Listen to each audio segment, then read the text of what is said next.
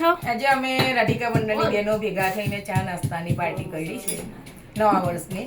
તો પેલા ચા પીને ફ્રેશ થઈ જઈએ, પછી બટાકા વડા ખાઈએ. આ બીજી બહેનો બટાકા વડાની તૈયારીમાં જ છે. ઓકે, એ લોકોનો પણ આ એ વિડિયો. લોકોને પણ જરા તમે લાઈવ બતાવી. મસાલો છે.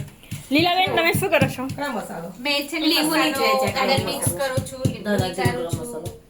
એડ કરું નથી છું. બધી વસ્તુઓ.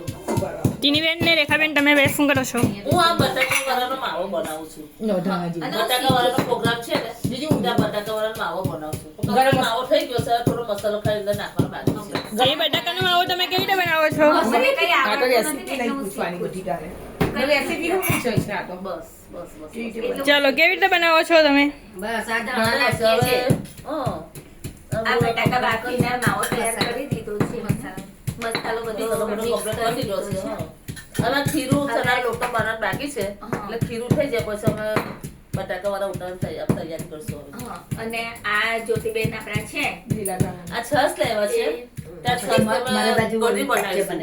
એ કઢી આ બટાકા વાળા જો ખાવા બહુ મસ્ત મજા આવે છે. હા ઓકે, તો અમને પણ આપજો થોડું થોડું. હા, બટાકા વાળા બોરીને ખાય તો બહુ જ ટેસ્ટી ને સરસ લાગે છે. હા. ઓકે. અને આપણા હવે જ્યોતિબેન ચટણી કરે છે. જ્યોતિબેન, તમે શું કરો છો બેઠા બેઠા? હું ધાણાની ગ્રીન ચટણી બનાવું છું, કેમ કે અમારી બહેનો કે બોડી પ્રમાણે એમને કામ આપવાનું, એટલે મને આવું ચાલ્યું. શું કરી મને પૂછે ને, મને પૂછે.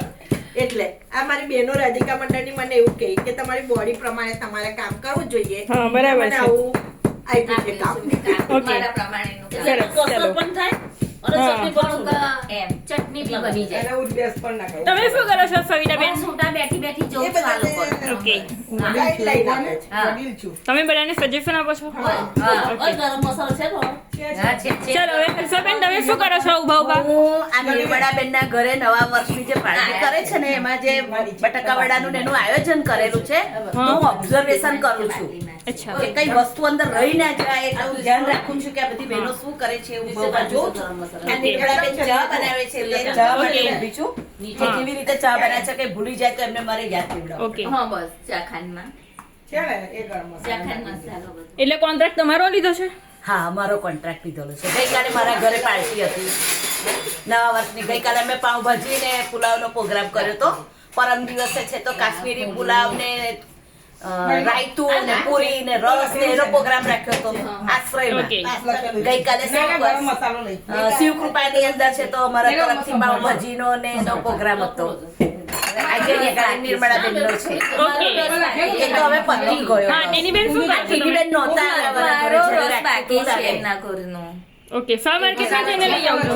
મસાલો છે. હવે તમે છે ને તો મારો હવે સંભાર અમે તો તમારે આપણે એમના માટે એનું ખાવાનું વધ્યું હતું ને રસ બસ બધું